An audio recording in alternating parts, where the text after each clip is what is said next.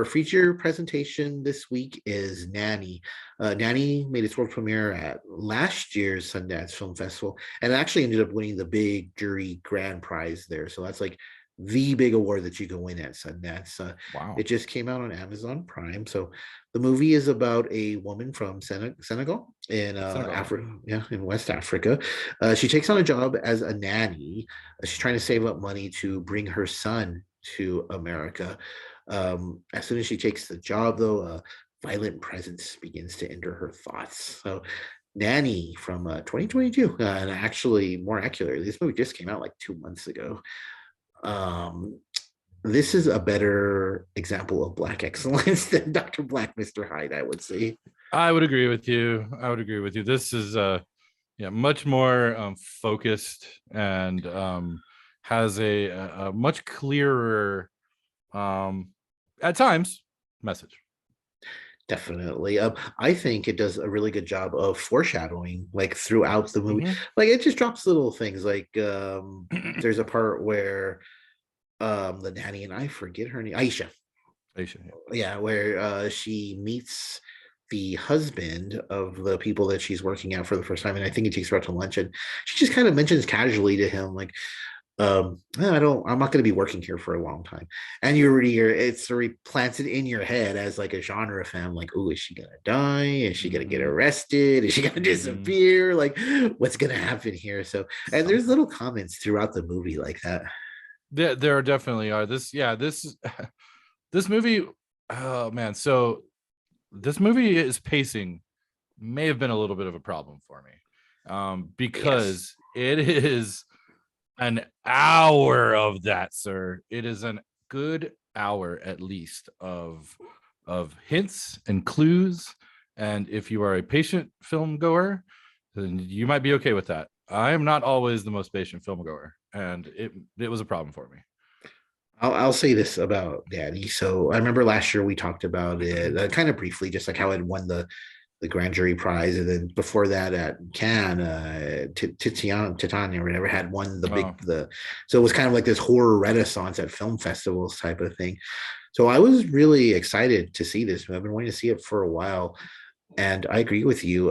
The pacing, like it starts off with your normal horror cold open, like, and and the couple is weird that she's working for. Like it's a very tense movie. You don't know what's going on, who to trust, but the pacing, like it kind of pulls you out of it a lot, and it kind of leads to, and spoiler, I'll kind of talk a little bit about the movie, but we won't ruin anyone's enjoyment of it because there are some pretty big twists in this.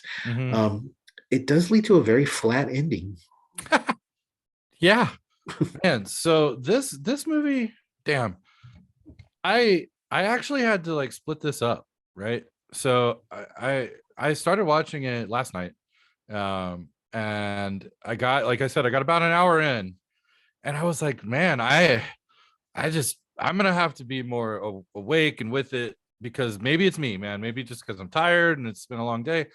No, I went ahead and just started it all over, this morning, and I was doing some stuff at work, and I sat down and I rewatched the whole thing, and that first hour is grueling, no doubt about it. There is just no doubt about it. It doesn't even, and as it picks up toward at the end of that hour, it finally gets some momentum, and things, weird shit starts to happen to her. There's actually some really creepy imagery, Right. that you get to see, and then it just stops again. It really just is kind of stalls out completely again, and we're worried about paychecks. And it was like, and I get that's a part of the story, that she's trying to get her son to America, and that's a through line through the whole thing. But man, I got it. Okay, I get it. Like, I don't need, let's give me some creepy stuff. This kind of reminded me of that movie with that we watched with the with, oh gosh, what was it? The they were in the high rise apartment in like the sticks of New York or New Jersey, and had John C. Reilly in it. We just covered it, but like that movie had like, Yes, the Dark Water. So Dark Water kind of, these two movies, man, and water stuff, these are companion pieces, man. These are really pretty similar, actually. And the crescendo, the finale, the third act is so underwhelming. And I it's one of the very few movies that, it goes on for another 5 minutes and it gives you some extra stuff there at the end. I wish it didn't do that. I wish that it had like this really gloomy, it needed like gloom and doom, I think. And just to kind of salvage the horror aspect of it. But ultimately, dude, I don't consider this really a horror movie. Yeah, that's a lot to unpack there, but you're right. Yeah, Like, sorry. no, no, no, no. That's, I mean, you say a lot of good things there. You bring up some good points. Like, it's marketed as a horror movie, and there's definitely some horror elements to it. Hmm. But I think it's more fair to say that this is like a character study. This is a Yeah. drama. And not that that's a bad thing. I mean, we don't, not that we just like horror. It's not like all horror all the time type of thing here. Right. Um, and even there's been plenty of times where a movie is marketed or looks like one thing in the trailer, and it comes. The Empty Man's a great example of a Oh, trailer that's totally Yeah, it's a horror trailer, it's a horror movie, but the trailer does not give you a good example representation of what the movie is. hmm, But yeah, this movie, even as a character piece, like we'll just look at it like that. Like you said, there's stops and starts. It stalls out a lot. To me, it never really picks up that momentum. yeah, it really doesn't. Like you mentioned imagery, like great use of lighting throughout Hmm. this movie. It looks really good throughout this movie. So my big issue with this movie is so I have a couple of issues with it actually. So the family that hires her, and you mentioned that there's an issue with paychecks. So it seems like there's this, okay, this privileged white family is taking care Hmm. of this black immigrant, but they don't really do much with that story. And there's no payoff to that whatsoever, at least not a satisfactory one to me. Um, and we've talked on this show about how, folk horror is very European and there's Americanized horror movies, but we don't see a lot of like West African culture. This seemed like it had the premise, or it had the opportunity to present us with something different. And it does touch on things here and there, but it never really delves that much into it. Like it's almost like you had to know a little bit going into it. And it doesn't, the fact that you don't, it doesn't make the movie any worse, but it still takes away from it. If that make it could have been better if they delved more into that. I could not agree more. I kept thinking that. I'm like, why aren't we not? Why isn't this like pure African Senegalese folklore? Why isn't this just pouring with this stuff? Which, because I don't know anything about it, would probably be really eerie and creepy. But yeah, they don't do anything with it. I thought there was going to be maybe some kind of like former nanny thing. They kind of build up this thing with the husband Adam, who's a piece of shit. He's like thinks highly of himself and he sucks. Yeah. And but then again, like you said, nothing happens with that. And yeah, this was just missed opportunity after missed opportunity after missed opportunity. It had great direction at times, great cinematography, really, like you said, really cool imagery. But man, the threads, the story threads holding this thing together were not good. Yeah, I must be missing something. Like whenever something Ah, wins an award, like any kind of award, it doesn't have to be like, yeah, we cover lots of indie movies, but it could be any award. Like even if I don't like the movie, I have to be able to see like, oh, I can see how whatever the Bohemian Rhapsody, I can see how he won a best actor for that. But this, I just I don't see how it's that good. I'm not the end all be all to that sort of thing, but it's just so flawed. I agree. I think probably the thing that really made it for a lot of people was the incredibly strong performance of Anna Diop. Like she is But awesome in she's this. awesome. She's She great. is truly awesome. And like my critique of this movie has no reflection on her as an actress or as a performer. She is awesome in this.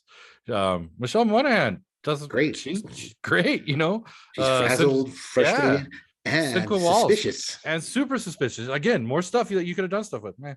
whatever. Sinqua Walls, who becomes her love interest. I like this guy. I think he's a good actor. He's kind of up and coming. I saw him in a movie called Resort to Love.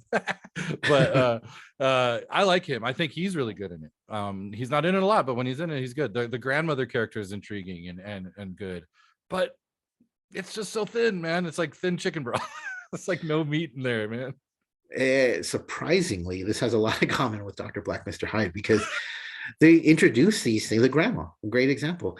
Like they introduce and I don't remember the exact term they use for, but she's like a witch, basically, a soothsayer, a bruja type of thing. Yeah, right. And they introduce it there, and she's the one who introduces the African folklore, and she kind of talks a little bit about it.